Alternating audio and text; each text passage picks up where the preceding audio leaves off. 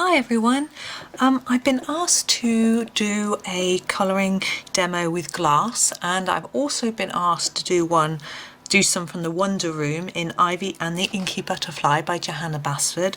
So here we go with the fishbowl from Ivy.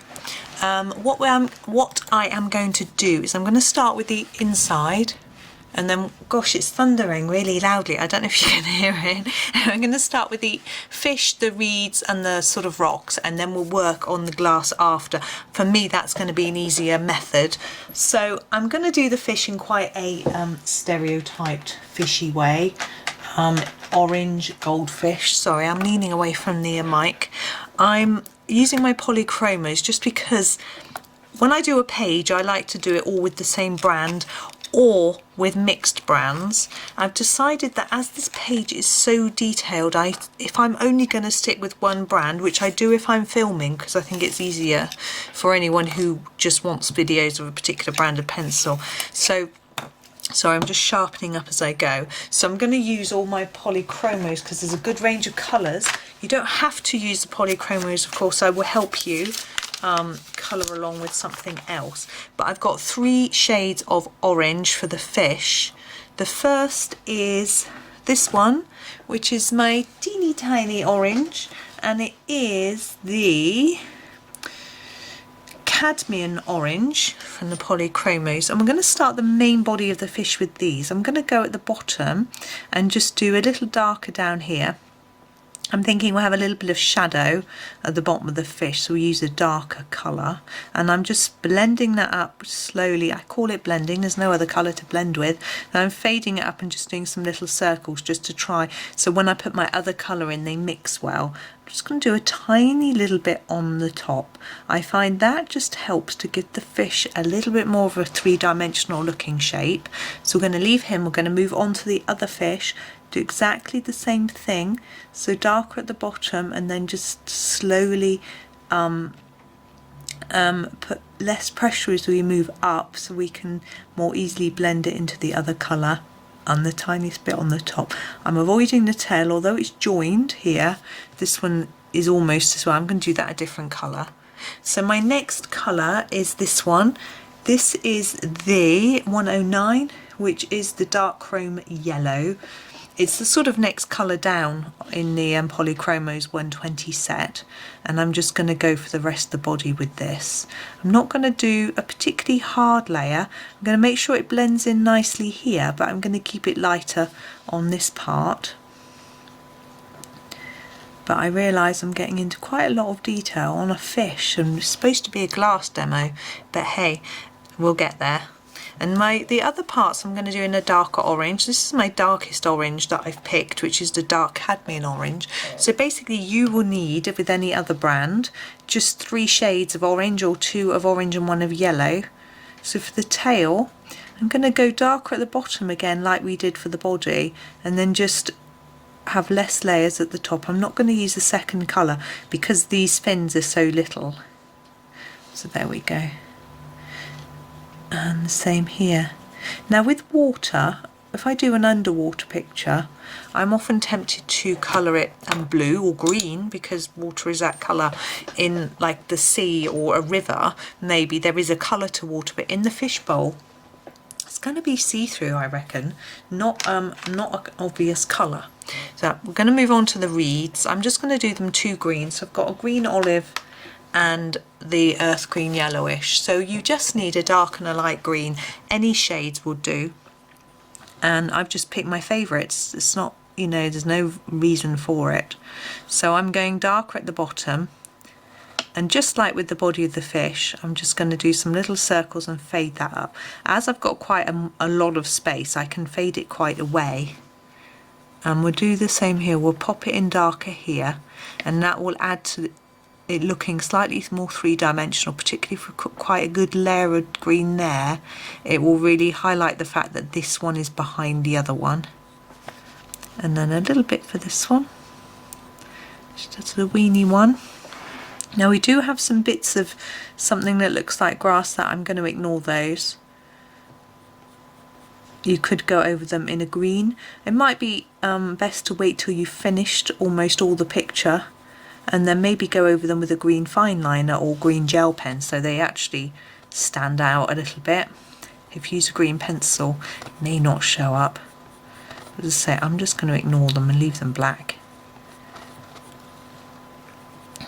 And it's, you know, if you want to add that finishing touch. I mean, I could say, yeah, I do that, but I'll forget by the time I get to the end of this video. So it's the same technique with each of these. This one again, like we did with that one where we really made it very dark, I'm just going to do the same again. If your green isn't that dark because you've just picked one that's lighter, you can pop in a bit of black or brown, or just use a darker green for that little bit. Now with the green, the lighter green, I start where I've started to fade the other one so that it just, hopefully the two colours blend together quite well. And it's lovely if you can get a seamless blend, but realistically, whoa, that's a loud thunder. Realistically, we can't always get a smooth blend. Luckily I've got no pets, so I haven't got any scared little animals in my house. I'm not really a pet type person. I grew up with a couple of budgies, and then what do we have? We had fish. That was right, fish. Not goldfish though. Well, I think we had a goldfish to start with, and then other colours. Right, this is the Nougat pencil, and I'm going to make life easy. I'm going to go over the whole of this with one colour to start with as a base, and then we don't have to worry about getting in between all these little stones, and we can add our shadow, because I think it would be darker towards the bottom of the bowl than the top. Now, I've never been scared of thunder. My mum is petrified. She really dislikes it.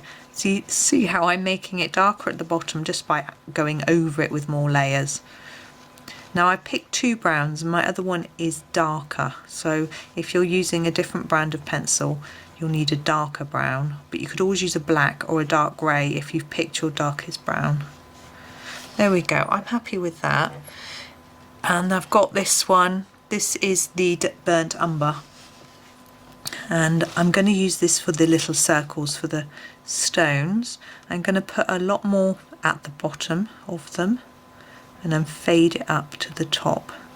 So actually the top of each one may just be the same colour as the background, but it won't hurt. We've got the black line around it, and it should be fine. Now it would look more three-dimensional if the background was darker and the stones were lighter. That does help to make it look three-dimensional, but if I did the background darker I wouldn't be able to do it all in one go like I just did. Crikey, my husband's out in the car. He gets quite frightened when it's like this. He's not scared of thunder, he's scared of what it might do, like falling trees and things like that. Hopefully he'll be okay. He hasn't got too far to go. He's on roads with quite a few trees actually, but yeah, I think it'll be okay. The storm isn't that close, I don't think. Okay, I'm going to leave the stones like that. I'm happy with those. Now the bubbles I'm not sure about. I'm going to ignore those for now. Now at this point we need to start thinking about what colour we've got in the background, because that will influence the colours that we use for the jar, because it is see-through. I am going to do a blue wall. I've decided this partly because the jar I'm colouring has got a blue background behind it, the bowl, sorry, so it would be easier for me to do it blue, but also I did a different colour when I did this page before and I just quite fancy doing blue. So think about that colour a little bit now, and what I'm going to do is do it based on blue. I'm going to grab a few blues, because the picture I'm copying, I'm actually copying a photograph that I found on my search engine. Again, I can't show you because I don't know who owns the copyright on the picture, but hopefully it'll work out.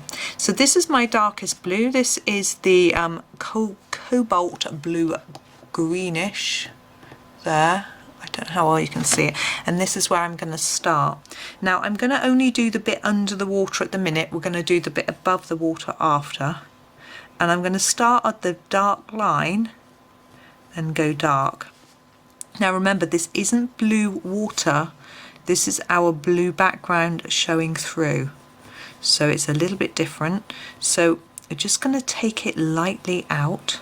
So I've done quite a hard layer on top of the black line to try and make it disappear a little bit. And then we're just taking that colour out gently. And on the other side here, obviously we've got this plant and everything, we just ignore that. Because remember, as this is the wall that's going through, there's no, it doesn't go on top of the plant, it's behind.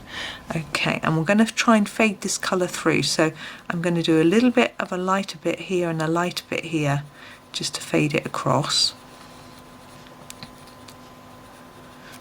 And then I'm going to take my next shade down, which is the Ultramarine. This is actually 2 shades down in my box of polys. Wow, that thunder. I don't know if you can hear it on the camera. I don't know how good the mic is, but wow, it's loud. And pull it in more.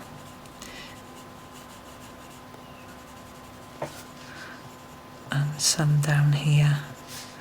And then the same from the other side. We're sort of trying to find the centre really.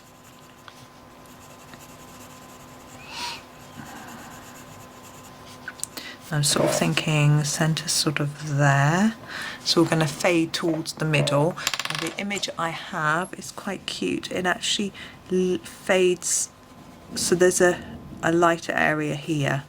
So that's why I'm now going down to, sky blue. I'm starting at the bottom. Gosh, I was rubbish now, I'm sorry. Now we don't have bubbles in our, oh we do. We do have bubbles in this picture. Sorry, I am a liar. So we'll deal with our bubbles in a bit. We'll just colour around them at the moment as best we can. And the idea here is we're heading towards a really light area here. So I'm just fading it as much as I can, reducing how much I'm pressing on the pencil as we get to here. Right, next in my picture, this bit here. Now, we have to remember is this bit has no water, but this is a bit of the water. This is where we can see the surface. So what I'm going to do is go back to my Ultramarine and just do the water surface with that. And then the rest of the glass top is going to be done with the sky blue. Now this is going to be quite delicate and light. There are areas of complete white. So we're going to start here, not on the end, and put a bit in here and leave it white on that edge again. And down here, fill this in a little. I'm just looking, it comes right down to the water line actually. The water line is obviously flat in the one I'm copying because it's a still, obviously if these fish are moving it is going to be rippled, but for some their one is completely still. But anyway, that's okay. We don't see the inside of this in the image I've got, so I'm going to wing it and just do that so it's darker here and lighter there, and the same here a little bit. So I'm doing it a little bit off my own head there. Now I'm just looking, what we have now is we have we're going to do the bubbles next, I think, before we worry about the next bit. I'm going to take my darkest blue. Now often a bubble is going to be quite dark at the bottom and fade up. That's very difficult to do on that teeny weeny one, but I'm just going to try. There, I just couldn't stay in the lines. I'm just going to try to put a little hint of darker blue at the bottom and leave the top bits light. You can sort of see it on that one, but the others are a bit too small, but that's the best I can do for that. Now we do have a darkish mark on the top, so we're going to continue with this pencil and just do a darker bit just in there and here. Oh, it's pouring with rain now, which I guess isn't surprising. My sister was just messaging me saying, oh, we haven't got rain forecast, she doesn't live near me. And I'm off to the park with the children, it's going to be lovely. I was like, oh, that's nice. And then she said, It's just started raining really hard. So, oh dear. So they're now getting it. Right, we're in with our gel pen. Our upside down gel pen. I'm using my Jelly Roll. You can use any white gel pen for this, and we've got to get our reflection. Now on my picture the reflection is a huge area and I quite like to have a go at that. 1 minute, I need a tool with me because, oh, excuse me rattling around, I want to dab away some of the white. So I want to put a little bit on and then dab at it and fade it. So I have got one of these. You can use your finger, you can use a tissue, you can use a cotton wool ball, bit of loo roll, anything, but I'm using this now. We have to be ultra quick to get the pen on and dab it before it dries. So what we are doing is we're doing a line here which reflects the bowl. Do you see it's the same shape as the side of the bowl, and then we're filling that in like that, and then I'm going to quickly get this and just dab at it to get rid of the excess splodges. I don't want it really thick. Okay, I actually do want it thicker on the edge than in the middle, so I'm going to have to wait for that to dry to finish it off. And we've got a little bit on the other side. This one I don't think we're going to dab, I think we're going to leave it thick like that. Okay, and then a little bit at the top. So these bits aren't going to be dabbed away. Just going to emphasize these white areas that we've left with a bit of pen, because the paper is quite white but it isn't really white, so just give us a little bit more idea of shine. I'm going to just try and go in on the edge of this bit and just push in a bit more white, but it's still wet, it's not going to let me. I just want a defined edge there. There we go. If you're using a Posca, they might be a little bit better at this. I'm just playing with it now. There we go. So there is our glass bowl. I am just going to add what my picture's got as a white line above the water line. So I'm just going to add that in. So literally a little tiny white line there. And a bit more white here. That's about it, I think. We don't have a defined white line here though, so I'm thinking I might just fade that a bit by putting a bit of this on it there, just bits and bobs, just to stop it being quite so dark. So I'm just gently touching it with the pen.